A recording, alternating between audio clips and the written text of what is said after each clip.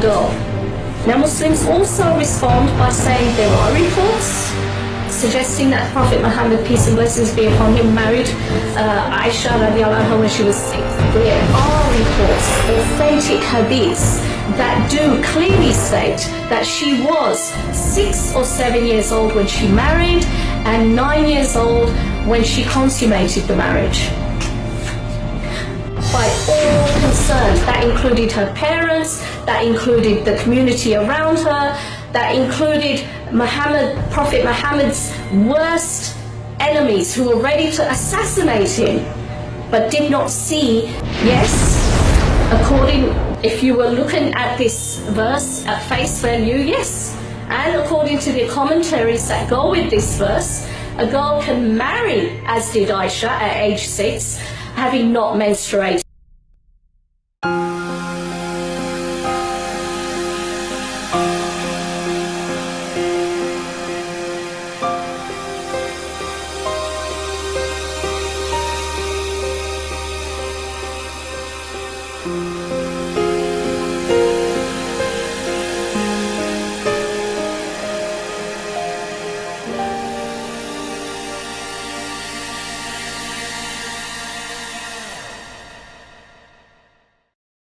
Is it true that the Prophet Muhammad, peace and blessings be upon him, married a 9-year-old girl?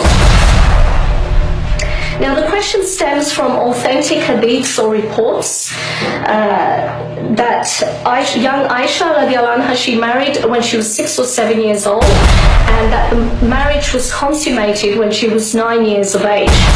How do we as Muslims respond? How do Muslims respond? One Muslim is quoted as saying, "My Prophet was a gentleman and he did not marry an innocent 7 or 6-year-old or a 9-year-old girl." Now Muslims also respond by saying there are reports suggesting that Prophet Muhammad, peace and blessings be upon him, married Aisha radiallahu anha when she was 6 and consummated the marriage at 9. However, there are other evidences to support the fact that she may have been older. Now, while for many Muslims this would have been once enough of a response, there's now an expectation or demand that you clarify which of the two positions you take. Do you believe that Aisha, when she married the Prophet Muhammad, peace and blessings be upon him, was 9 years old or 6 years old, or was she older? Was she in her teens or her late teens, as some Muslims, suggest? Now, while evidence put forward to support the position that Aisha may have been older when she married may deserve attention, there is no documented report stating that she was older, but there are reports, authentic hadiths, that do clearly state that she was 6 or 7 years old when she married and 9 years old when she consummated the marriage. My response and my position this evening, this presentation tonight, is simply to say it how it is, how it was reported. And that is, yes, according to hadiths, Aisha radiallahu anha did marry at age 6 or 7. She did consummate the marriage at age 9. Aisha radiallahu anha did marry at age 6 or 7. She did consummate the marriage at age 9. And she did remain in this marriage until she was widowed for 9 years. Am I disturbed by this? Should Muslims overall be disturbed by this? Was it wrong? Was the marriage of Aisha wrong? Was the marriage of young Aisha, may Allah be pleased with her, at age 6 in the Arabian Peninsula 1400 years ago, was it wrong at that time, at that place? History tells us no. In its historical context, it was not wrong. How do we know this? Aisha was married at age 6. She remained living with her parents for 3 years until the age of 9, at which point, yes, the marriage was then consummated with the Prophet Muhammad, peace and blessings be upon him, when it was socially and morally considered acceptable by all concerned. That included her parents, that included the community around her, that included Prophet Muhammad's worst enemies who were ready to assassinate him, but did not see any reason to attack him on this particular marriage or union. And there was every opportunity for young Aisha to seek refuge with those enemies who would have given her immediate refuge against this marriage, but she didn't choose to do so, and it was never the case that she ever complained of it, even in her older widowed years. The bond between Abu Bakr and the Prophet Muhammad, peace and blessings be upon him, was already solid. You know, this is one of the reasons Abu Bakr, may Allah be pleased with him, he hesitated in accepting the marriage proposal via this woman, Khawla bint Hakim, with the Prophet Muhammad. He said, because we're brothers. But the Prophet Muhammad clarified. He said, no, we're not brothers in blood. You know, we're just brothers as in, you know, hey bro, you know, we're friends. You know, we're close, we're that close, we're like brothers. So the bond was already there. So, I mean, whatever.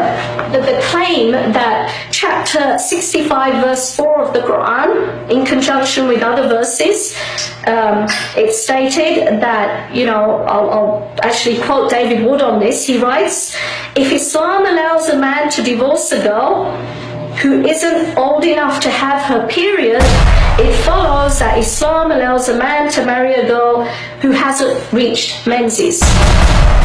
Now notice David Wood is quite smart, I would say, in not saying a girl who hasn't reached puberty. Why? Because it is what it is. In the Quran, in that verse, it simply refers to menstruation. It simply refers to the term menstruation. It doesn't say that a girl who has not reached puberty is eligible. It doesn't even implicitly say that. She is eligible to engage sexually with a man or consummate her marriage. Yes, if you were looking at this verse at face value, yes.